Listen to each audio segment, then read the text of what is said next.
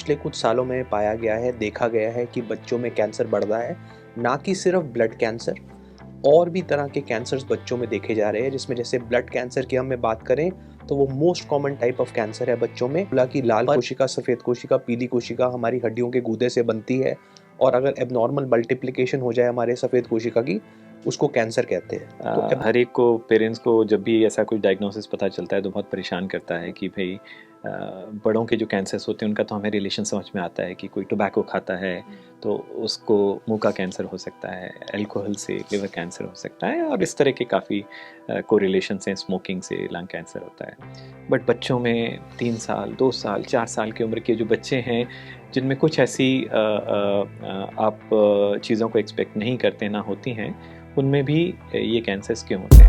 तो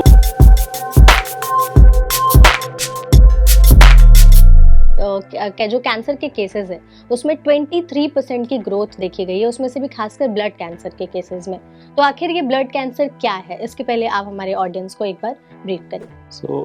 ब्लड का जो कैंसर है, अगर मैं आपको बहुत ही मोटे मोटे तौर पे सरल शब्दों में बताऊं तो हमारे रक्त के 3 कोशिकाएं होती हैं, लाल रक्त कोशिकाएं, सफ़ेद रक्त कोशिकाएं और पीली रक्त कोशिकाएं। इन तीनों रक्त कोशिकाओं का अपना अपना कार्य होता है। जो लाल रक्त कोशिकाएं हैं जिसको हम हीमोग्लोबिन बोलते हैं, उसका अलग पर्पज़ रहता है। पीली कोशिकाएं जिनको हम प्लेटलेट्स बोलते हैं, उनका मेन काम जो खून रोकने का होता है। इसी तरह से जो सफ़ेद रक्त कोशिकाएं हैं वो प्राइमरीली अलग अलग तरह के इन्फेक्शन से हमें प्रिवेंट करती हैं। Bacterial infections, fungal infections, viral infections. इन रक्त कोशिकाओं में अगर कुछ एबनॉर्मल सेल्स पनपने लग जाते हैं, उससे ही जो ब्लड का कैंसर है उसका विकास होता है। तो डिफरेंट डिफरेंट तरह की कोशिकाएं होती हैं और उसी के बेसिस पे हम इसको फर्दर कैटेगराइज करते हैं।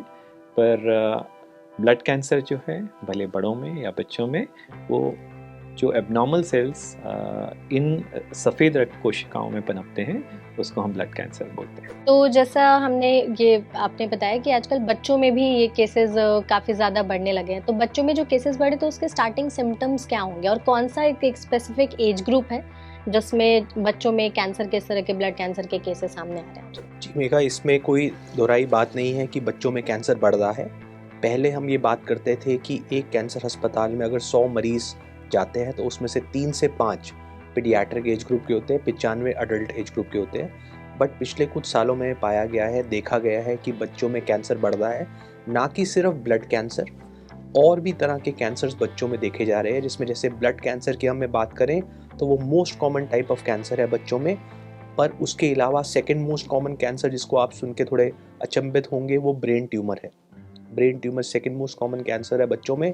इस तरह से गांठों का कैंसर, जिसको लिम्फोमा कहते हैं, किडनी का कैंसर, बोन के कैंसर, मसल्स के कैंसर, आई और लिवर के कैंसर भी बच्चों में पाए जाते हैं। तो अगर हम बच्चों के कैंसर के सिम्टम्स की बात करें, क्योंकि जैसे डॉक्टर खारिया ने बोला कि लाल कोशिका, सफ़ेद कोशिका, पीली कोशिका हमारी हड्डियों के गूदे से बनती है, और अगर एबनॉर्मल मल्टीप्लिकेशन हो जाए हमारे सफ़ेद कोशिका की, उसको कैंसर कहते हैं। तो एबनॉर्मल मल्टीप्लिकेशन वाइट सेल्स की होने की वजह से हमारी लाल कोशिका दब जाती है और हमारी पीली कोशिका यानी प्लेटलेट दब जाती है। तो इसका मतलब है कि बच्चे को हीमोग्लोबिन कम हो जाएगा, वो पेल हो जाएगा, वीकनेस होएगी, फैटीग होएगा, टायर्डनेस होएगी, और जो इन्होंने डॉक्टर खारिया ने बोला कि प्लेटलेट की कमी की वजह से ब्लीडिंग हो सकती है। प्लेटलेट हमें ब्लीडिंग रोकते हैं, तो प्लेटलेट की कमी की वजह से, ब्लीडिंग होने की वजह से ये बच्चे कई बार हमारे पास ब्लीडिंग सिम्टम्स आते हैं। और abnormal multiplication of white cells की वजह से आपके नॉर्मल गुड हेल्दी सेल्स कम हो जाते हैं, इसलिए इन्फेक्शंस के लिए प्रोन हो जाते हैं। तो अगर हम संक्षेप में समझाएं सिम्टम्स,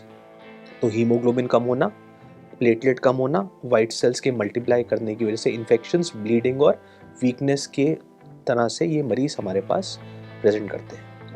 तो आपने ये सिम्टम्स तो जैसा कि बता दिए, तो एक और सवाल ये रहेगा कि बच्चों में जो कैंसर का ये केसेस सामने आ रहे हैं, तो क्या ये जेनेटिक है, ये एक फैक्टर हो सकता है कि उनके फैमिली हिस्ट्री में ऐसा रहा हो, तो ऐसा कुछ हो सकता है? बिल्कुल। इटियोलॉजी बहुत जो कारण है ये हर एक को, पेरेंट्स को जब भी ऐसा कुछ डायग्नोसिस पता चलता है तो बहुत परेशान करता है कि भाई बड़ों के जो कैंसर्स होते हैं उनका तो हमें रिलेशन समझ में आता है कि कोई टोबैको खाता है तो उसको मुंह का कैंसर हो सकता है, अल्कोहल से लिवर कैंसर हो सकता है, और इस तरह के काफ़ी कोरिलेशंस हैं, स्मोकिंग से लंग कैंसर होता है। बट बच्चों में 3 साल, 2 साल, 4 साल की उम्र के जो बच्चे हैं जिनमें कुछ ऐसी आप चीज़ों को एक्सपेक्ट नहीं करते ना होती हैं, उनमें भी ये कैंसर्स क्यों होते हैं। तो सबसे पहला तो ये है कि ये इडियोपैथिक होते हैं, मतलब इनका किसी में भी हो सकता है, कोई कोरिलेशन नहीं है। अगर हम सोशियो कास्ट को देखें, सोशियो इकोनॉमिक स्टेटस को देखें, इससे कोई रिलेशन नहीं है ब्लड के कैंसर्स का। जहाँ तक आपने एक बड़ा इम्पॉर्टेंट पॉइंट रेज़ किया कि कोई जेनेटिक प्रीडिस्पोजिशन तो नहीं है, तो यूजुअली ज़्यादातर जो कैंसर्स हैं उसमें ऐसा कोई जेनेटिक प्रीडिस्पोजिशन तो नहीं होता कि अनुवांशिक रहे, बट हाँ कुछ ऐसे म्यूटेशंस हो जाते हैं जन्म के समय पे जो इन बच्चों को थोड़ा सा वल्नरेबल कर देते हैं, ज़्यादा प्रोन कर देते हैं कैंसर्स के लिए। और इन सब के चलते कि अगर किसी एक बच्चे में जन्म से कोई एक म्यूटेशन है, वल्नरेबिलिटी है कैंसर होने की, और साथ में कुछ और एक हम इसको सेकंड हिट बोलते हैं, वो अगर होता है तो इन बच्चों में फिर ये कैंसर पनपता है। ओके, तो जेनेटिक वाला फैक्टर तो हमने वो बात कर ली, तो वही जैसे मेरा ये सवाल भी उसी से रिलेटेड होगा कि अगर उनकी फैमिली हिस्ट्री में किसी को भी कैंसर नहीं है तो फिर ये कैसे आ जाता है बच्चों में?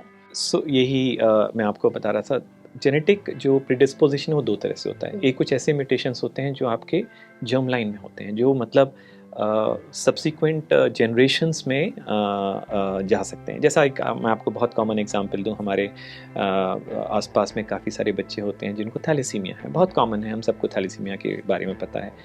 थैलेसीमिया एक ऐसा म्यूटेशन है जो कि ट्रांसमिट हो सकता है, it is transmitted from parents to kids.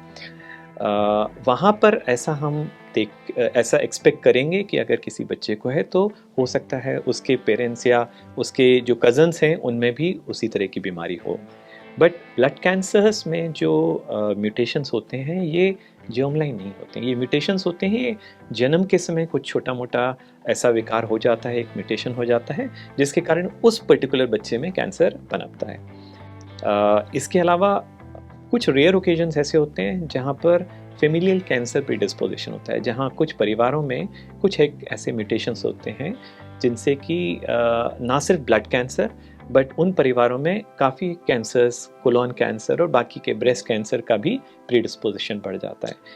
But in general जो म्यूटेशंस होते हैं वो हेरिटरी म्यूटेशंस नहीं होते, वो सिर्फ उस पर्टिकुलर बच्चे में ही म्यूटेशंस होते हैं। तो मेघा जी, अगर हमारे दर्शकों को इस चीज़ को समझना है तो जो डॉक्टर खारिया ने इडियोपैथिक वर्ड यूज़ करा था उसका मतलब सिंपल सा ये है कि 98 से 99% लोगों में कोई कारण नहीं होता idiopathic. It is just a matter of chance कि उस मरीज़ को, उस बच्चे को कैंसर हो गया। सिर्फ 1 से 2% बच्चे ऐसे होते हैं जिनको जेनेटिक होता है, जैसे कुछ हमें सिंड्रोम्स के नाम सुने होते हैं हम लोगों ने, डाउन सिंड्रोम, कुछ और सिंड्रोम्स, ब्लूम सिंड्रोम, उस तरह के सिंड्रोमिक बच्चे अगर जेनेटिक बीमारी के साथ होते हैं तो उनमें कैंसर होने की संभावना ज़्यादा होती है। बट संक्षेप में समझा जाए, इजी वे में समझा जाए तो अनफॉर्चुनेटली कुछ लोगों को कैंसर होता है बट उसका कारण नहीं पता।